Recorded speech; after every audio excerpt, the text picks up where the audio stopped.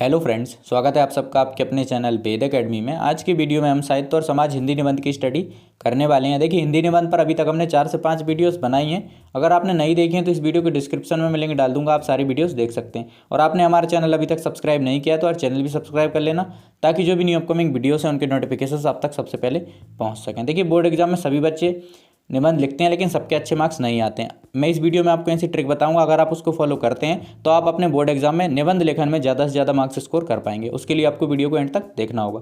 तो चलिए video start करते हैं। सबसे पहले हम रूपरेखा देख लेते हैं। देखिए, रूपरेखा लिखते टाइम आपको एक बात याद रखनी है, जितने पॉइंट आप रूपरेखा में लिख रहे हैं उतने ही पॉइंट की आपको डिटेलिंग करनी है।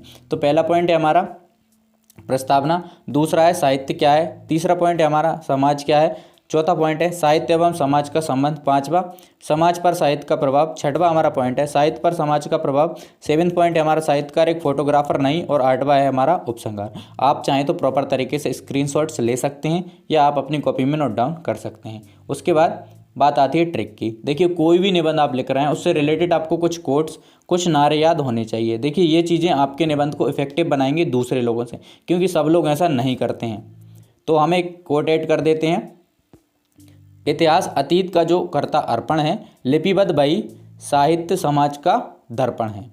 इतिहास अतीत का जो करता अर्पण है, लिपिबद्ध भई साहित्य समाज का दर्पण है। देखिए, आप चाहें तो प्रॉपर तरीके से स्क्रीनशॉट्स ले सकते हैं या आप नोट डाउन कर सकते हैं। उसके बाद प्रस्तावना है हमारी, साहित्य और समाज दोनों का अटूट संबंध है। जिस प्रकार सूर्य की किरणों से जगत में प्रकाश फैलता है, उसी प्रकार साहित्य के आलोक से समाज में चेतना का संचार होता है। साहित्य समाज के निर्माण में योगदान देता है और समाज के द्वारा ही साहित्य का निर्माण होता है, अतः दोनों एक दूसरे के पूरक हैं। साहित्य का सभी कलाओं में गौरवपूर्ण एवं उच्च स्थान है। प्रस्तावना है हमारी, साहित्य और समाज दोनों का अटूट संबंध है। जिस प्रकार सूर्य की किरणों से जगत में प्रकाश फैलता है, उसी प्रकार साहित्य के आलोक से समाज में चेतना का संचार होता है। साहित्य समाज के निर्माण में योगदान देता है और समाज के द्वारा ही साहित्य का निर्माण होता है, अतः दोनों एक दूसरे के पूरक हैं। साहित्य का सभी कलाओं में गौरवपूर्ण एवं उच्च स्थान है। आप चाहें तो प्रॉपर तरीके से स्क्रीनशॉट्स ले सकते हैं या आप नोट बना सकते हैं। उसके बाद नेक्स्ट पॉइंट है हमारा साहित्य क्या है।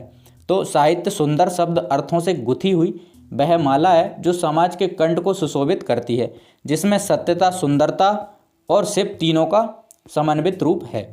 आचार्य महावीर प्रसाद द्विवेदी के शब्दों में ज्ञान राशि के संचित कोष का नाम ही साहित्य है। उसके बाद बाबू श्याम सुंदर दास के शब्दों में सामाजिक मस्तिष्क अपने पोषण के लिए जो भाव सामग्री निकालकर समाज को सौंपता है, उसी के संचित भंडार का नाम साहित्य है।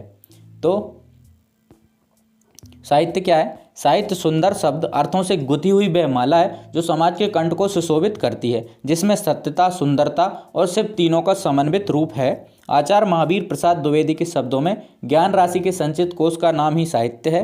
बाबू श्याम सुंदर दास के शब्दों में सामाजिक मस्तिष्क अपने पोषण के लिए जो भाव सामग्री निकालकर समाज को सौंपता है, उसी के संचित भंडार का नाम साहित्य है। उसके बाद हमारा नेक्स्ट पॉइंट है समाज क्या है। तो आदिकाल में हिंसक पशुओं से बचाव के लिए या अन्य कारणों से मानव समूह में रहने के लिए अपने कुछ अधिकारों को प्रदान कर एवं अपने कुछ कर्तव्य निश्चित कर समाज का निर्माण किया। तब समाज का स्वरूप अत्यंत ही सीमित था, किंतु आज हमारा समाज अत्यंत ही विस्तृत हो गया है। आज मनुष्य एक सामाजिक प्राणी के रूप में जन्म से लेकर मृत्यु तक समाज से जुड़ा रहता है। समाज क्या है? तो आदिकाल में हिंसक पशुओं से बचाव के लिए या अन्य कारणों से मानव समूह में रहने के लिए अपने कुछ अधिकारों को प्रदान कर एवं अपने कुछ कर्तव्य निश्चित कर समाज का निर्माण किया। तब समाज का स्वरूप अत्यंत ही सीमित था, किंतु आज हमारा समाज अत्यंत ही विस्तृत हो गया है। आज मनुष्य एक सामाजिक प्राणी के रूप में जन्म से लेकर मृत्यु तक समाज से जुड़ा रहता है। उसके बाद हमारा नेक्स्ट पॉइंट है साहित्य एवं समाज का संबंध।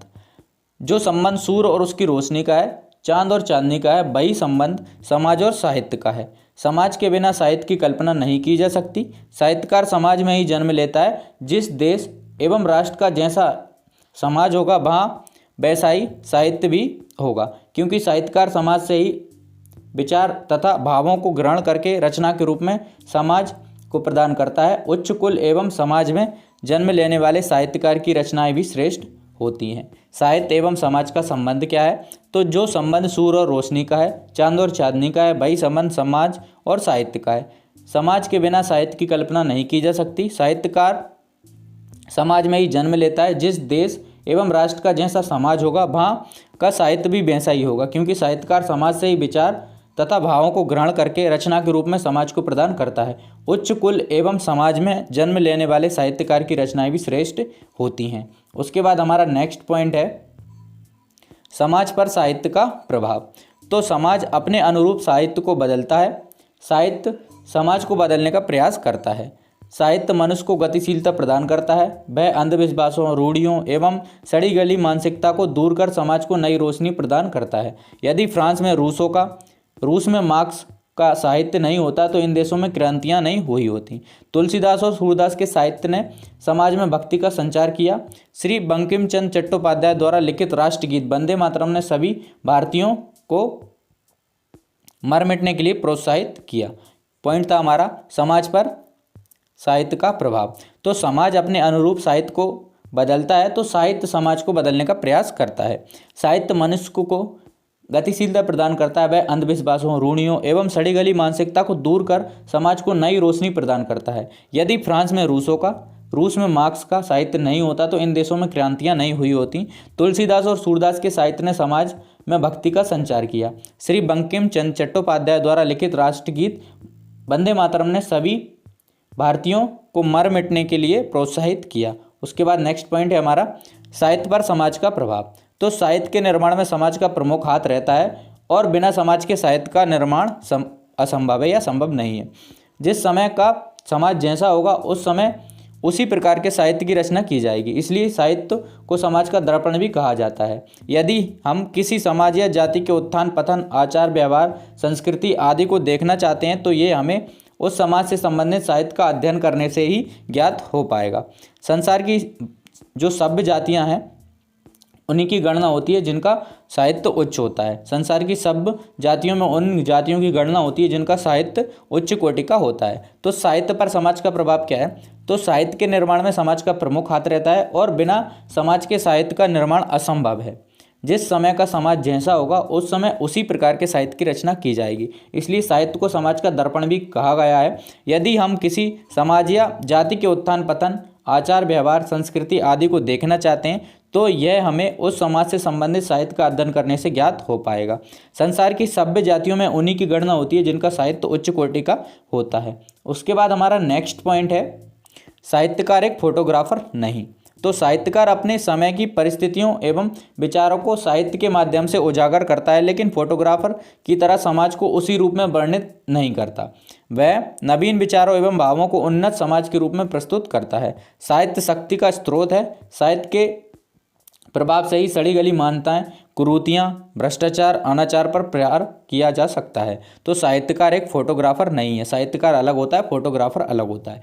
साहित्यकार अपने समय की परिस्थितियों एवं विचारों को साहित्य के माध्यम से उजागर करता है, लेकिन फोटोग्राफर की तरह समाज को उसी रूप में वर्णित नहीं करता। देखिए, फोटोग्राफर जो भी चीज़ देखता है क्लिक कर लेता है, तो जैसी देखता है वैसी की वैसी वो हमें बताता है, लेकिन साहित्य में जो मान्यताएं होती हैं, हमारी सड़ी गली मान्यता होती हैं, कुरीतियाँ होती हैं, भ्रष्टाचार होती हैं, अनाचार होते हैं, उन पर प्रहार किया जाता है। तो डिफरेंस है साहित्यकार और फोटोग्राफर में। उसके बाद नेक्स्ट हमारा पॉइंट है उपसंहार। तो साहित्य और समाज का अटूट संबंध है। साहित्य के अभाव में मनुष्य के अस्तित्व पर ही प्रश्न चिन्ह लग जाएगा। जब हम दुनिया की जातियों को देखते हैं तो यह बात उजागर होती है कि जिन जातियों के पास उत्तम साहित्य नहीं होता वे अज्ञान के अंधकार में भटकती रहती हैं। उन्हें सत्य साहित्य ही सुपथ यानी कि सही रास्ता अग्रसर करने में सक्षम हो सकता है। साहित्य दीपक है जो प्रकाश बिखेरता है। उसके बाद हम एक कोट ऐड कर देते हैं। तो कोट है हमारा, अंधकार है वहाँ जहाँ साहित्य आदित्य नहीं है, अंधकार है वहाँ जहाँ आदित्य नहीं है, मुर्दा है वह देश जहाँ साहित्य नहीं है। अंधकार है वहाँ जहाँ आदित्य नहीं है, मुर्दा है वह देश जहाँ साहित्य नहीं है। आई होप आपको वीडियो पसंद आई होगी। अगर आपको वीडियो पसंद आई तो वीडियो को लाइक, शेयर एंड चैनल को सब्सक्राइब जरूर करें। एंड तक हमारे साथ बने रहने के लिए धन्यवाद।